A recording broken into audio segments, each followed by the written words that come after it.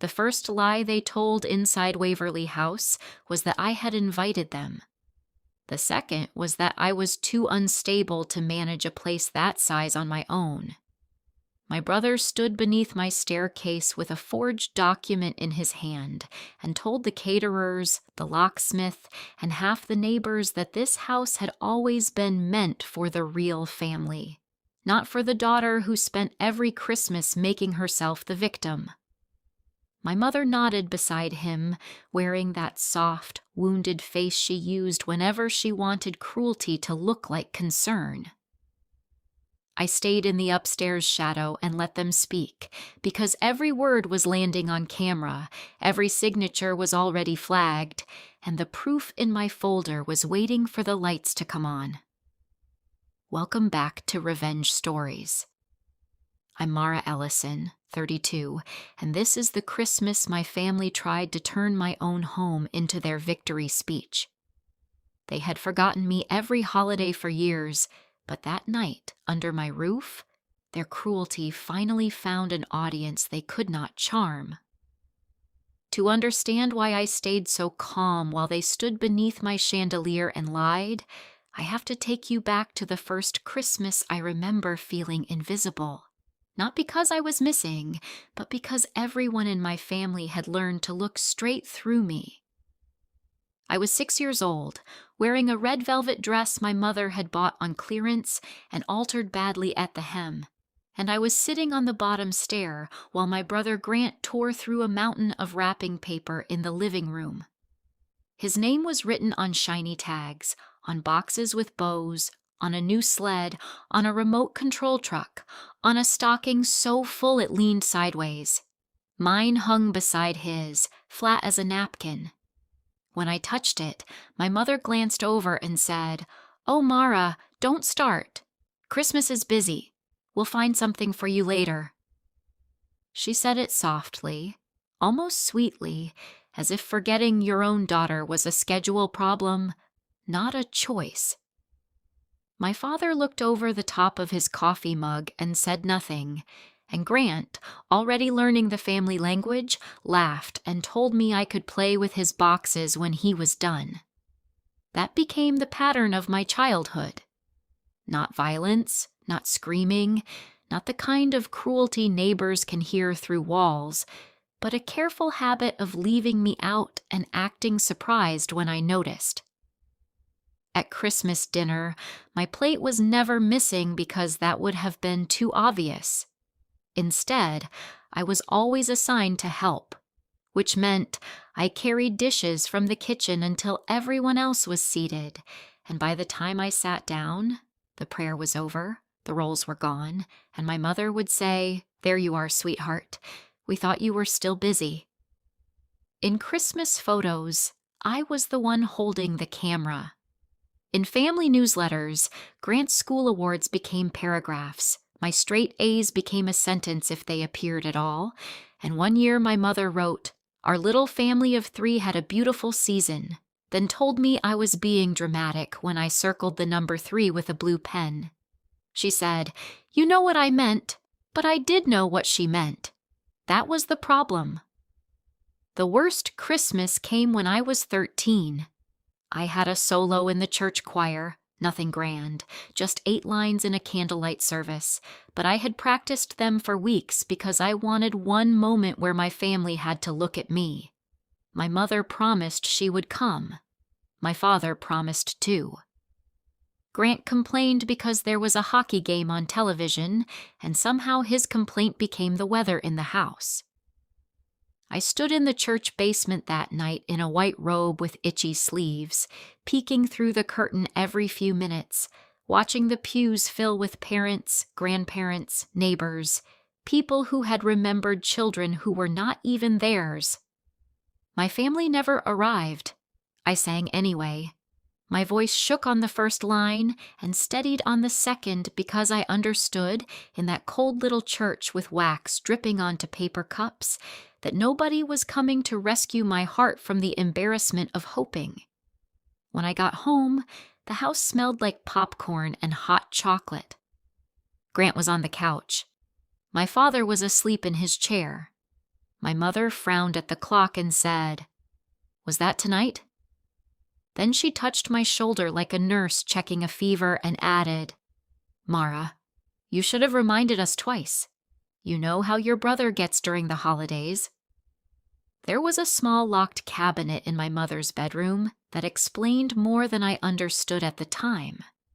It sat behind her closet door, a narrow white thing with a brass knob and no key in sight. Every December, she opened it when she thought no one was watching, and every December she came out changed. Her eyes would redden, her voice would go thin, and the house would begin orbiting around her sorrow. Once, when I was 15, I found the key tucked inside an old sewing tin and opened the cabinet while everyone was downstairs. Inside was a tiny knitted hat, a hospital bracelet with the name Lily Ellison, and a silver ornament shaped like an angel with the year before I was born engraved on the back. I barely had time to read it before my mother appeared behind me so silently that I jumped. She did not shout. She took the bracelet from my hand, closed the cabinet, and said, "Some doors are not for you, Mara." Then she walked away and did not speak to me for 2 days. Years later, I would learn that Lily had been my parents' first daughter, born too early and buried before Christmas. My mother had not healed. She had not even tried. She had simply placed her grief between us and made me pay rent to live around it. I left home at 19, not in a dramatic storm, but on a gray morning 2 days after Christmas when everyone was too tired from pretending joy to notice a duffel bag by the door. I had $780, a used laptop, and a job cleaning rooms at a roadside motel outside Columbus. My mother saw me carrying the bag and asked if I was staying somewhere for a few nights. And when I said I was moving out, she nodded as if I had told her I was returning a library book. My father folded a newspaper and said, "Call when you settle," while Grant, already 22 and still living rent-free in the basement, said, "Try not to come crawling back before New Year's." I remember looking at the Christmas tree behind them, at the ornaments I had hung every year even when none had my name on them, and feeling something inside me close without making a sound. I did not slam the door. I did not beg them to care. I just stepped outside, put my bag in the back seat of my old Civic, and drove away with snow crusted on the windshield. The first years were ugly, and I do not romanticize them. Poverty is not noble when your hands are cracked from bleach and your dinner comes from a vending machine. I worked at the motel, then at a senior living facility, then for a woman who staged houses for sale and needed someone who could make neglected rooms look loved. That was where I found my talent. I could walk into a cold, empty house and see what it wanted to become. I learned light, fabric, repairs, scent, placement, how to make a dining room feel like it had heard laughter before, how to make a porch look like someone inside knew your name. By 25, I had started my own company, Hearth and Key Home Staging. By 28, I had 3 employees. By 31, I was handling estate homes, winter rentals, holiday installations, and full property care for people rich enough to forget how many houses they owned. Every Christmas, I decorated other people's mantles with stockings stitched in perfect thread. And every Christmas, I went home to a small apartment where I hung one plain wreath on my own door and told myself one was enough. Then, in September, 3 months before I turned 33, I bought Waverly House. People in town called it the biggest house in Briar Glen because it sat at the top of Sycamore Hill with stone pillars, 7 bedrooms, a glass conservatory, and a ballroom that had not hosted anything but dust in 20 years. It had belonged to a judge's widow, then to a developer who went bankrupt, trying to divide it into luxury condos. I saw it on a rainy Thursday and knew before the realtor finished unlocking the door. The roof needed work, the floors were scarred, the kitchen was outdated, and every contractor I brought through used the same careful voice people use near sick relatives. But I was not afraid of a wounded house. I recognized one. At closing, when the attorney slid the deed across the table and I saw my name alone on the page, Mara Ellison, sole owner, I had to press my thumb into my palm to keep from crying in front of strangers. It was not just a house. It was proof that I had become someone nobody could forget unless they worked very hard at it. My family found out within 10 days. Briar Glen is the kind of town where people know who bought the big house before the ink dries. My mother called me on a Monday afternoon, and for a second I stared at the screen because she had not called me outside a birthday or emergency in almost a year. Her voice was bright, too bright, polished like silver brought out for guests. She said, "Mara, sweetheart, I heard the most surprising thing. Waverly House? Really? That is quite a place for one person." I said yes. It was quite a place. And she laughed in a way that did not reach the phone. Then she told me my father wanted to see it. Grant was curious, and maybe this Christmas could be different for all of us. I listened to the word different and felt my old instincts lift their heads. Different had never meant kinder in my family. It usually meant somebody needed something. Grant texted 2 hours later. His messages arrived in a clump, impatient and misspelled, asking how much I paid, whether the house had been inspected, whether I had a mortgage, whether everything was in my name or whatever. I answered none of that. Grant had spent his adult life turning chances into debts, and debts into family emergencies. He had opened a party rental business with my parents' retirement money, wrecked it with unpaid invoices, then started a holiday experience company that consisted mostly of a rented Santa suit, cheap lights, and a website full of promises he could not keep. His wife, Vanessa, was worse because she was not foolish. She was precise, ambitious, and allergic to consequences. She called me the next evening pretending she wanted advice about staging a Christmas fundraiser, and halfway through the conversation she slipped in, "When you manage those estate houses, do owners ever sign temporary authority forms so someone else can handle access, repairs, even rentals? I mean, legally, if someone is family, does the county really care who brings the paperwork?" I kept my voice light and told her paperwork made my eyes glaze over, which was the first lie I had told her and perhaps the smartest. By November, the shape of their interest had sharpened. My mother began sending old family photos, most of them without me in them, with captions like, "Thinking about the years when we were all together." My father left a voicemail saying it would be nice to start fresh before too much time passed. Grant texted that Mom was fragile, Dad was tired, and I should not be selfish with a house that could bring the family back together. Vanessa sent a long message about how Waverly House would be perfect for a Christmas Eve charity gala, how Grant could revive his business if I allowed him to host it there, how the whole town would admire me for being generous. I read every word twice, not because I was tempted, but because I had built a business by noticing what people tried to hide inside decorative language. They were not asking for forgiveness. They were asking for access. I called my attorney, Celia Monroe, the woman who had handled the closing. Celia had a voice like clean glass and a habit of pausing just long enough to make fools nervous. I told her about the calls, the questions, Vanessa's interest in authority forms, and Grant's sudden belief that my property belonged to the emotional needs of the family. Celia did not laugh. She told me families were often more dangerous than strangers because strangers had to break in from the outside, while families expected you to open the door for them.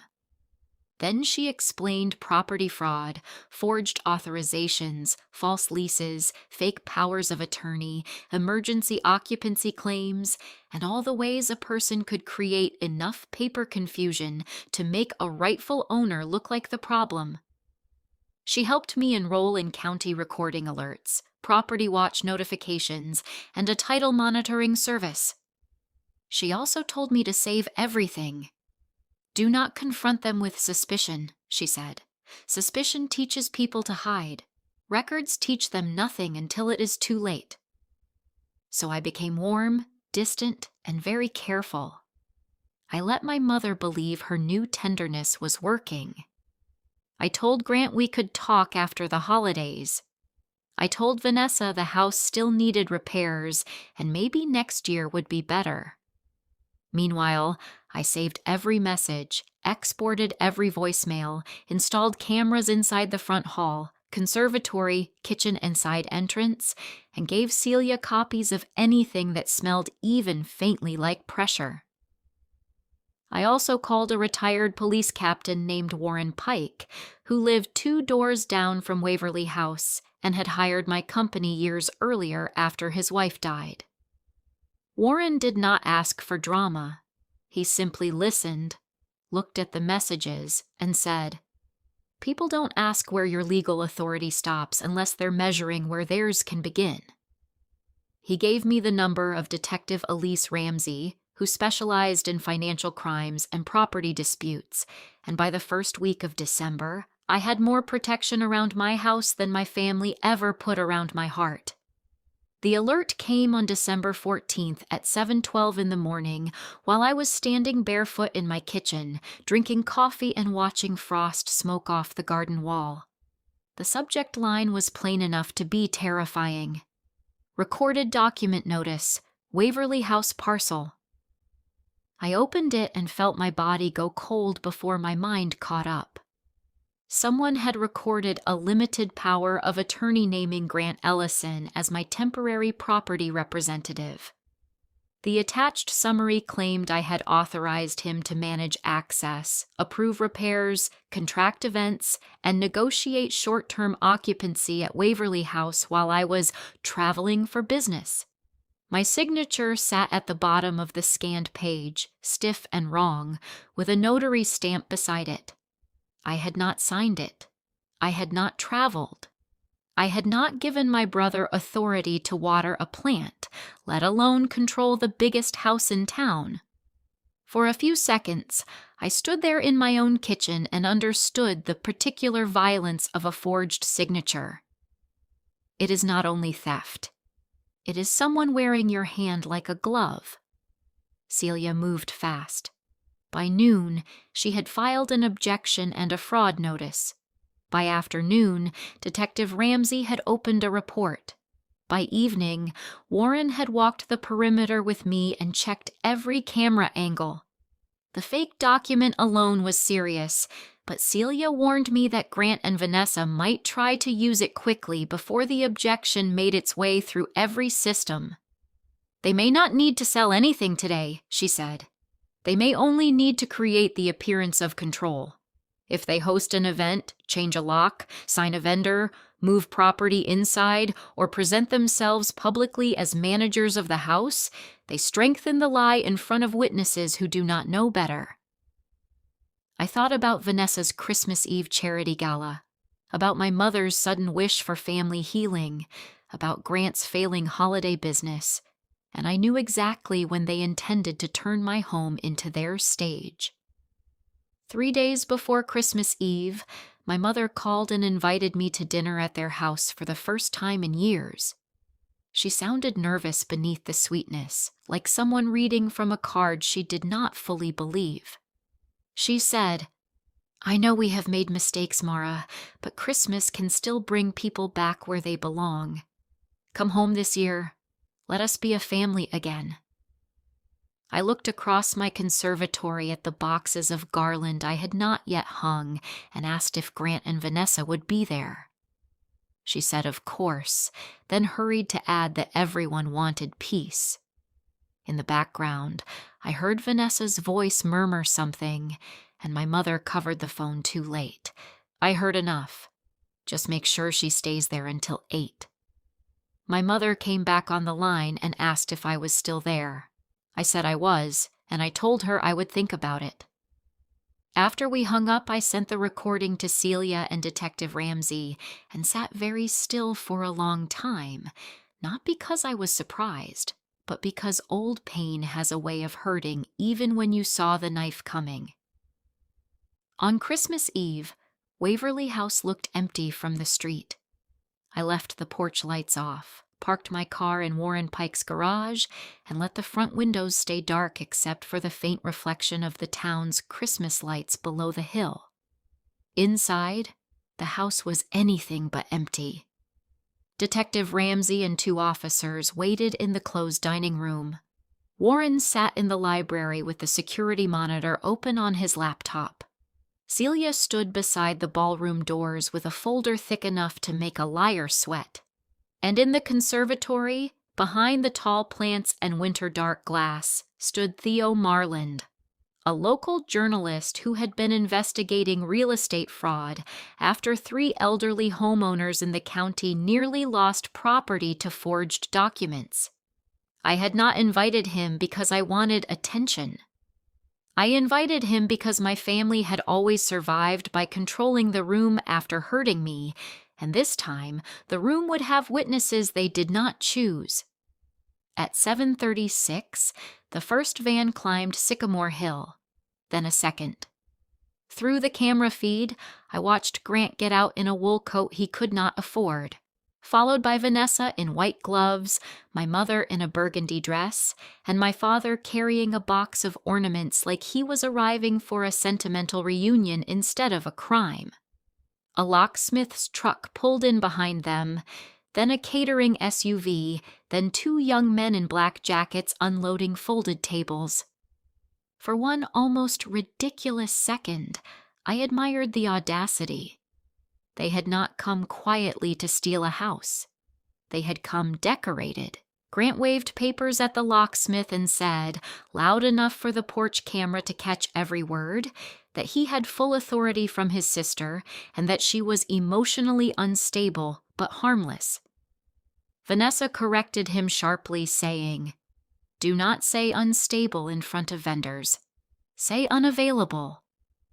My mother laughed under her breath and said, "Poor Mara always did make Christmas harder than it had to be." My father looked toward the dark windows and said nothing. The locksmith hesitated at the front door because the key Grant handed him did not work. Grant blamed me, of course, saying I had probably changed something and forgotten to tell him.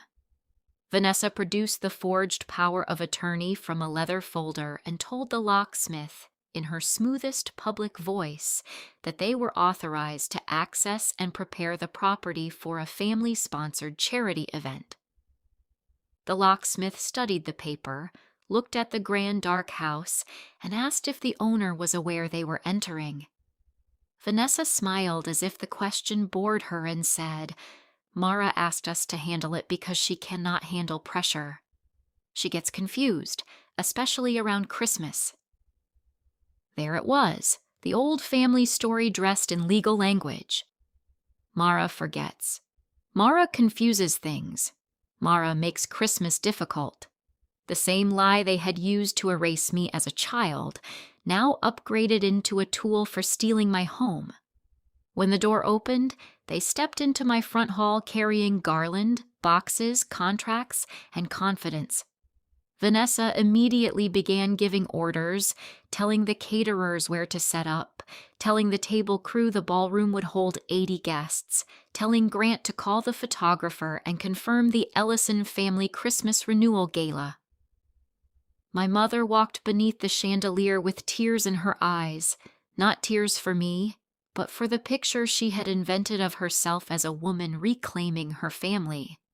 She touched the banister and whispered that Waverly House had always needed children, noise, tradition, warmth. Grant heard her and said, "Exactly. This place was wasted on Mara.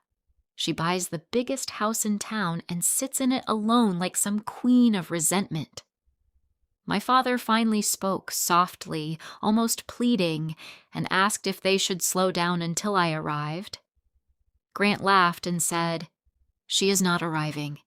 She is where Mom put her, eating dry turkey and pretending we love her.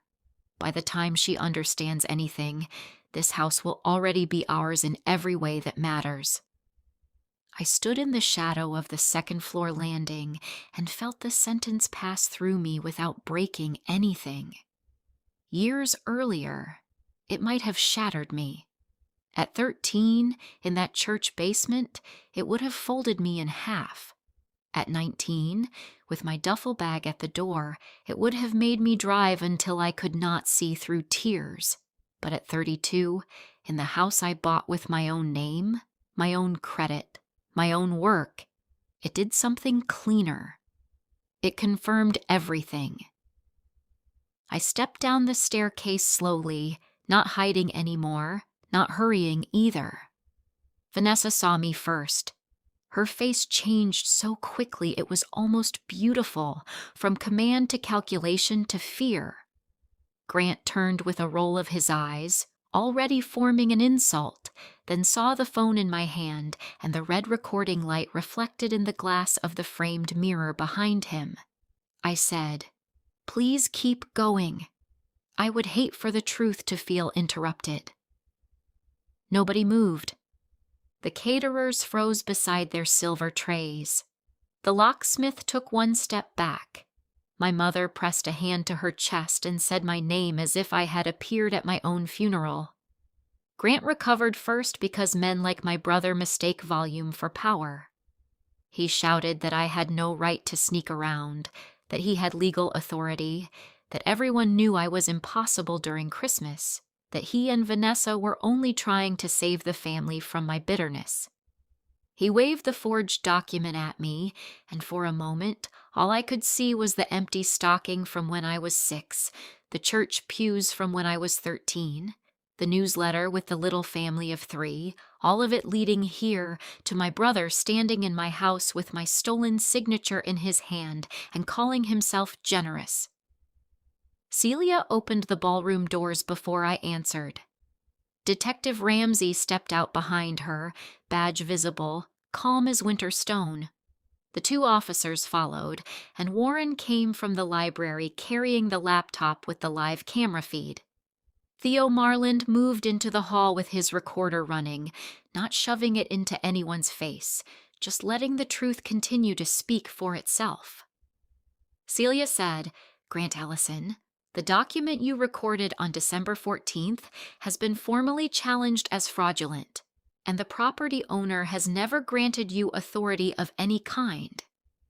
You have entered this residence under a false instrument, presented that instrument to vendors, and attempted to exercise control over private property after being recorded doing so." Grant stared at her, then at me, then at the detective, and I watched the fantasy drain from his face. Vanessa did not scream. She went quiet, which told me she understood the situation better than he did. My mother tried the old voice next, the soft one, the one she used whenever she wanted cruelty to sound like concern. She stepped toward me and said, "Mara, sweetheart, this has gone too far. You know how sensitive you get about Christmas. We were trying to bring everyone together. You are making your brother look like a criminal in front of strangers." I looked at her for a long time. The house was silent enough that I could hear the heating system click on inside the walls. Then I told her, with no anger because anger would have given her something to perform against, that Grant did not look like a criminal because of me. He looked like a criminal because he had carried a forged document into my house and used it to open my door. She flinched, not at the crime, but at the fact that I had said it where people could hear. Detective Ramsey took over from there. She asked the vendors to remain for statements and told the locksmith he was not in trouble if he had acted on false information, but he would need to provide everything Grant and Vanessa had given him. She read Grant his rights while he sputtered that this was a family matter, that families shared things, that I had always been selfish, that my parents deserved the house more than I did. Vanessa interrupted him with a sharp whisper, telling him to stop talking, but he had never learned the discipline of silence because silence had always belonged to our father. Grant kept going until the officer turned him around and cuffed him beneath my chandelier.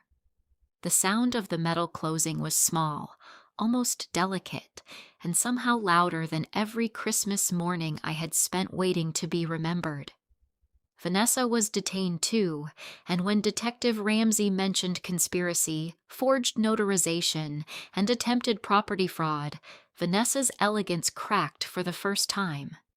She said Grant had told her I agreed in principle, that the paperwork was only meant to formalize family management, that my mother had promised I would not fight once everyone saw the event was already happening. My mother gasped and denied it, but the denial came too late and too thin. Celia removed another document from her folder, a printed transcript of my mother's call, the one where Vanessa had whispered to keep me away until 8. My mother looked at the paper as if paper itself had betrayed her. I wanted to tell her paper had no loyalty. That was why I trusted it more than I trusted blood. When Grant was led toward the door, he twisted back and spat one final thing at me. He said I had ruined Christmas, ruined the family, ruined everything because I could not let go of being forgotten once or twice as a kid. Once or twice. That was when I finally stepped close enough for him to hear me without raising my voice. I told him he was right about one thing. I had not let go. I had held every empty stocking, every missing seat, every forgotten concert. Every year my parents called his failures emergencies and my pain an inconvenience. Then I pointed toward the ballroom, where his rented tables stood half unfolded, and said, "You all forgot me every Christmas until I bought a house large enough for your greed. Tonight, I remembered myself." His face hardened because he had no answer for a sentence that did not ask him for anything. After the police cars carried Grant and Vanessa down Sycamore Hill, my mother remained in the front hall with my father, surrounded by garland that would never be hung. She looked smaller without an audience. For once, she did not know which version of herself to become. The grieving mother, the wounded wife, the misunderstood parent, the woman who only wanted family together. None of the costumes fit the room anymore. She looked up at me and said, "You have no idea what December did to me." My father closed his eyes, and I knew before she said another word that the locked cabinet was about to enter the house between us. She told me Lily should have been there, that Christmas had become a wound before I was born, that when I came so soon after, alive and crying and needing, she felt punished by my existence. She said it as if confession were a gift. It was not. It was only the name of the shadow I had grown under. I told her I was sorry Lily died because I was. I told her no mother should bury a child because that was true. Then I told her she had buried me standing up for 32 years because she did not know where else to put her grief. My father made a sound then, something broken and tired, and admitted he had known. He said he had watched it happen year after year and convinced himself keeping peace was the same as protecting the family. I asked him who exactly had been protected by his peace. He did not answer. My mother cried then, but her tears did not move me the way they once had. They were real, maybe, but they were not new. I had spent my childhood being asked to arrange my life around her tears. That night, in my own house, I let them fall without bending around them. The legal aftermath did not unfold like a movie, quickly and cleanly, but it unfolded. Grant and Vanessa were charged with forgery, recording a false instrument, attempted fraud, and unlawful entry connected to the forged authority. The notary stamp turned out to be stolen from a woman Vanessa had once hired for an event contract. Grant claimed he thought the document was legitimate because Vanessa handled the details. Vanessa claimed Grant pressured her because his business debts had become dangerous. Their marriage became a courtroom hallway full of blame. My mother was not charged, though Detective Ramsey made it clear her role was not invisible, only harder to prove beyond the recordings and pressure. Theo's article ran after New Year's under the headline, "The Christmas House Scheme," and though he changed enough details to protect my privacy, everyone in Briar Glen knew. The town that had watched my mother perform perfect family for decades finally saw the wires behind the performance. Waverly House stayed mine. Celia cleared the false document from the record and helped me place additional protections on the property. I changed every lock, not because Grant still had keys, but because I wanted the pleasure of hearing new metal answer only to me. The ballroom, which had almost become the stage for their lie, became the first room I restored fully. I polished the floors, repaired the plaster, hung warm lights, and on the next Christmas Eve, I opened the doors for a dinner that had nothing to do with blood. My employees came, Warren came, Celia came with her wife. Detective Ramsey stopped by with a pie she claimed she did not bake, and even the locksmith sent flowers with a note apologizing again for believing the wrong people. I set 20 places at the table and left none accidental. Every plate had a name card. Every chair had been chosen. My father writes me letters now. He does not ask to come over. He does not defend my mother. He writes about small things, the weather, his knees, the old maple tree in their yard, and sometimes he writes one sentence that matters, like, "I should have driven to the church that night," or "I knew the stocking was empty." I read the letters. I have not answered them yet. My mother has sent nothing. Maybe pride is the last ornament she has left to hang. Grant and Vanessa lost the business they were trying to save, which felt less like revenge than gravity. Debts do not disappear because you aim them at your sister's door. Lies do not become deeds because you stamp them.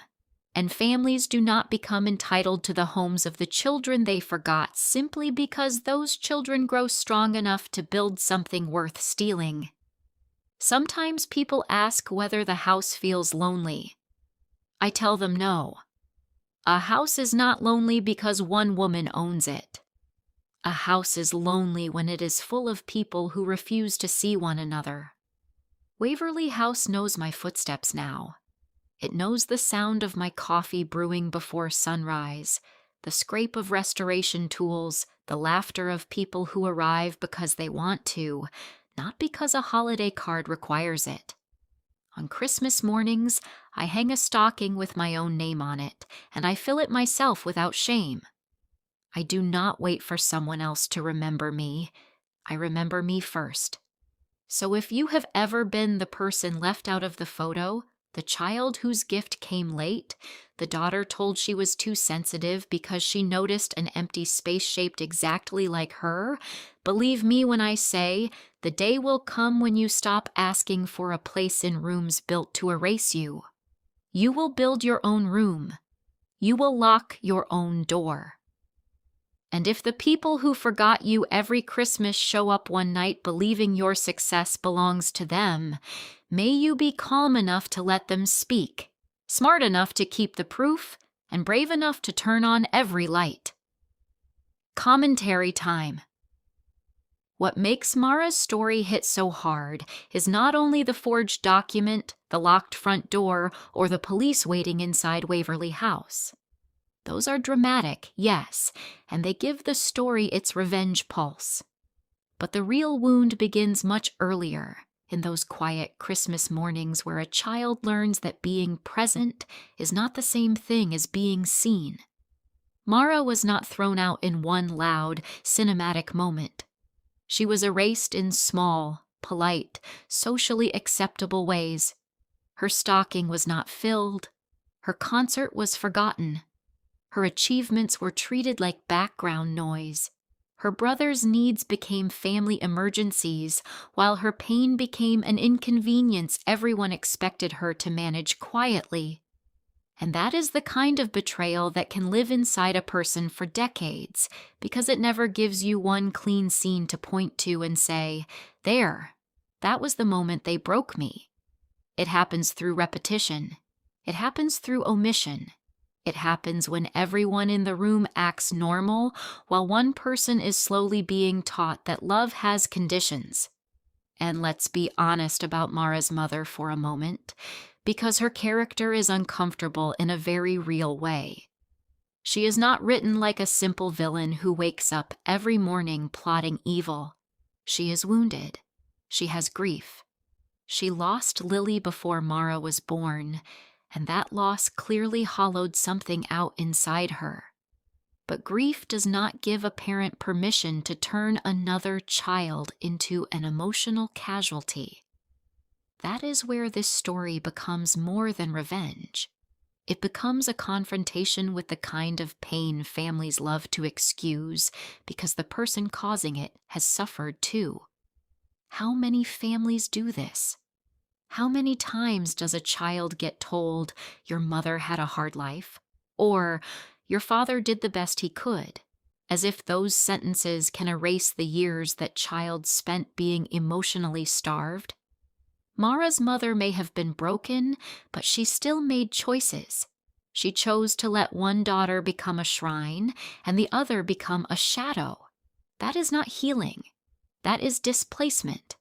And when Mara finally says, in her own way, that her mother buried her while she was still alive, that line carries the full moral weight of the story. Grant is another kind of villain, and honestly, he is the one who feels terrifyingly familiar. He is not brilliant. He is not even especially strategic. He is entitled in that sloppy, confident way that comes from being rescued too many times. He has been trained by his own parents to believe that every disaster in his life is someone else's responsibility. When his business fails, the family should help. When his debts pile up, the family should sacrifice. When his sister succeeds, her success becomes available for redistribution because, in his mind, he has always been the center of the family's gravity. That is why he can walk into Waverly House with a forged paper and still speak like he is the injured party. He does not see theft as theft when the victim is Mara. He sees it as correction. He sees her ownership as an error the family has the right to fix, and that is what makes his downfall satisfying. Not because revenge is cruel, but because reality finally stops bending around him. Vanessa may be the coldest person in the story because she understands the mechanics. Grant brings the entitlement, but Vanessa brings the method. She is the one who knows that if they can create paperwork, vendors, witnesses, and the appearance of control, they might muddy the truth long enough to make Mara look unstable. That is a frighteningly modern kind of manipulation. It is not just, "I want what you have." It is, "I want what you have, and I will build a paper trail to make it look like you gave it to me." When she tells people Mara gets confused around Christmas, she is doing something especially poisonous. She is weaponizing the family's old emotional narrative. For years, they called Mara sensitive, dramatic, difficult, resentful, and now Vanessa turns that same language into a legal smokescreen. That is why documentation matters so much in this story. Mara does not win because she gives the best speech. She wins because she has receipts. And that brings us to one of the strongest parts of this whole plot. Mara's silence is not weakness. It is strategy. There is a huge difference between staying quiet because you are afraid and staying quiet because you are letting people reveal themselves. Younger Mara stayed silent because nobody would have listened anyway. Adult Mara stays silent because she understands timing. She understands that people who lie confidently will often keep talking if they believe they control the room. That is why the scene at Waverly House works so well. She does not rush down the stairs screaming. She does not beg vendors to believe her. She lets Grant speak. She lets Vanessa explain. She lets her mother perform concern. She lets the cameras capture the entire theater of deception. And then she turns the room against the lie without needing to become loud. That kind of revenge feels sharper because it is disciplined. It says, I am not here to match your chaos. I am here to let your chaos become evidence. The Christmas setting also matters more than it might seem at first. Christmas is supposed to be the season of belonging, warmth, memory, and family rituals. That is exactly why Mara's pain feels so severe. Being forgotten on an ordinary Tuesday hurts, but being forgotten on Christmas becomes symbolic. A stocking is not just a stocking. A family photo is not just a photo. A missed church solo is not just a scheduling mistake. These are rituals that tell a child, you are part of us. We prepared for you. We expected you. We made room. Mara's family denied her that year after year, and then, when she finally built a place of her own, they tried to use Christmas again as cover. They wanted the holiday to soften their greed.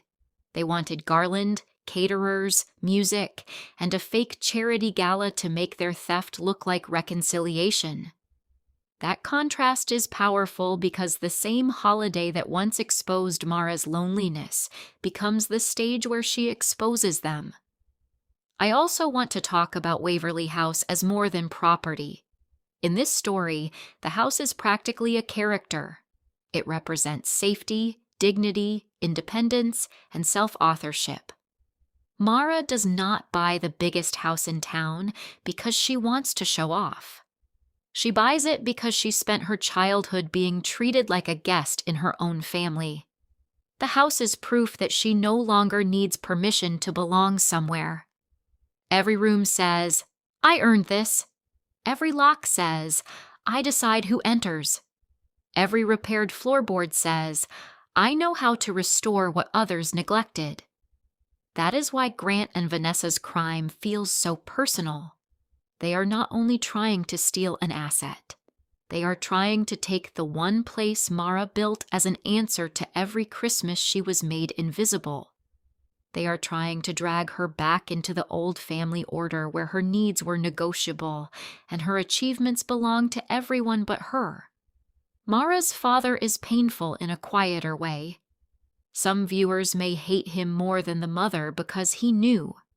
That confession near the end matters. He admits he saw the empty stocking, the forgotten concert, the emotional imbalance, and he chose silence because silence was easier than conflict. That kind of person exists in many families, and they often get treated as less guilty because they were not the loudest offender. But silence can be a form of participation. When one parent harms and the other parent watches, the child is not protected by the quieter parent. The child is abandoned twice.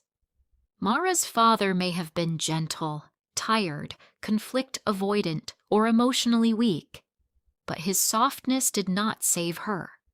It simply made the betrayal harder to name. What do you think is worse? The parent who openly wounds you, or the parent who knows you are wounded and keeps drinking coffee as if nothing is happening? The revenge itself is satisfying because it does not turn Mara into a monster. She does not destroy innocent people. She does not frame anyone. She does not invent a crime. She does not exaggerate what happened. She simply prepares for the truth to arrive with witnesses. That is the cleanest kind of revenge in a story like this. It is not revenge built on cruelty. It is revenge built on exposure. Grant and Vanessa are caught because they actually do what they plan to do. Mara's mother is humiliated because her performance finally meets an audience that does not owe her loyalty. Her father is forced to confront the cost of his silence. The vendors, the locksmith, the journalist, the detective, the attorney, everyone in that front hall becomes part of a larger correction. For once, Mara is not alone in knowing what happened. That may be the most healing part of the story. Not the arrest, not even the restored house record. The healing begins when reality is no longer private. There is also something deeply American about this story's emotional architecture. The idea that a person can leave a family system, build a life from scratch, and create a home that reflects who they chose to become rather than who they were told they were. Mara's path is not glamorous. She does not magically become rich overnight. She works.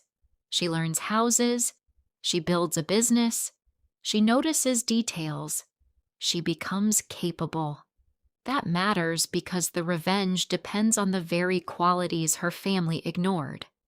The child they called sensitive becomes the woman who reads every message carefully. The daughter they forgot becomes the owner who monitors every document. The girl they left out of Christmas becomes the host who knows exactly how to fill a room. That transformation is the spine of the story. It tells us that survival is not always dramatic. Sometimes survival is paperwork, savings, patience, and refusing to let people define you by the smallest version of yourself. And I have to ask you something as the audience. When did you realize Grant and Vanessa were not asking for a family reunion, but access? Was it when they started asking about the deed and authority forms? Was it when Mara's mother suddenly wanted Christmas to bring everyone back together? Or was it the moment they described the house as too big for one person, as if Mara's success became suspicious the second it could not be controlled by them? That language is important. People rarely say, "I want to take what belongs to you." They say, "This should be shared." They say, "Think of the family." They say, "Don't be selfish." Sometimes those phrases are loving. Sometimes they are camouflage. The difference is whether the person saying them respects your right to say no. For me, one of the most powerful images is not the arrest itself, but Mara standing inside her own house while her family finally sees her as someone they cannot manage. All her life, they depended on her emotional training. They expected her to absorb the insult, accept the excuse, and make herself smaller so everyone else could stay comfortable. But in that front hall, the old training fails. Mara does not perform the wounded daughter they can dismiss. She performs the prepared owner, the businesswoman, the woman with cameras, legal counsel, witnesses, and enough self-respect to stop translating cruelty into misunderstanding. That moment is bigger than revenge. It is identity returning to its rightful owner. The final Christmas dinner at Waverly House gives the story its emotional release. Mara sets the table, but this time every place is intentional. That detail is beautiful because it transforms the symbol of her childhood pain into a symbol of authority and love. She is no longer waiting to see if someone remembered her.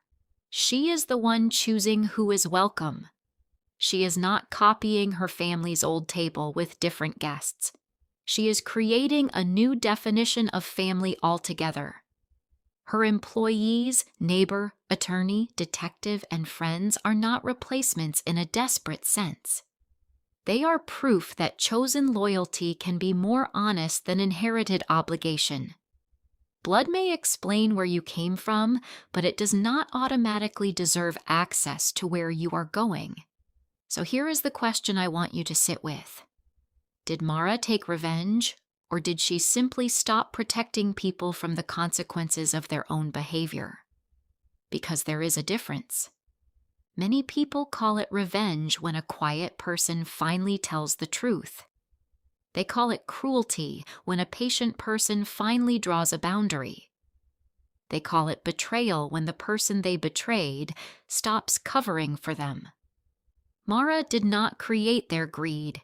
She did not forge the document. She did not force them to lie to vendors or walk into her house with false authority. She only refused to interrupt them before the truth became visible. And maybe that is why the ending feels so deserved. She did not need to become like them to defeat them. She only needed to stop being useful to their lies. If this story stirred something in you, maybe it is because most of us understand at least one version of being forgotten. Maybe not in the same dramatic way. Maybe nobody tried to steal your house or forge your signature. But maybe you know what it feels like to be the dependable one, the overlooked one, the one expected to understand everyone else's pain while nobody studies yours. Maybe you know what it feels like to be called dramatic simply because you remember accurately. That is why Mara's story lands. It gives language to the quiet ache of being minimized, and then it gives that ache a door, a lock, a legal record, and a room full of witnesses. In the end, Waverly House is not just the biggest house in town. It is the place where Mara's family myth collapses. It is where the forgotten daughter becomes undeniable. It is where Christmas stops being a wound and becomes a declaration. And whether you see the story as revenge, justice, healing, or all three, the message underneath is clear without being soft. Do not confuse someone's calm with permission, and do not assume the person you forgot will stay powerless forever. Sometimes the quietest person in the family is not weak. Sometimes she is simply keeping the folder closed until the right moment to open it. Now I want to hear from you. Do you think Mara should ever answer her father's letters, or did his silence cost too much for a late apology to matter? Was her mother a grieving woman who lost herself, or a parent who used grief to excuse years of emotional neglect? And if you were standing in Mara's place that Christmas Eve, would you have confronted them earlier, or would you have let them walk into the trap exactly the way she did? Drop your thoughts in the comments, because stories like this are not just about one family. They make us think about boundaries, loyalty, forgiveness, and the price of finally choosing yourself. And if you want more emotional revenge stories where hidden truth, family betrayal, and quiet justice collide, make sure you subscribe to Revenge Stories and stay with us for the next one.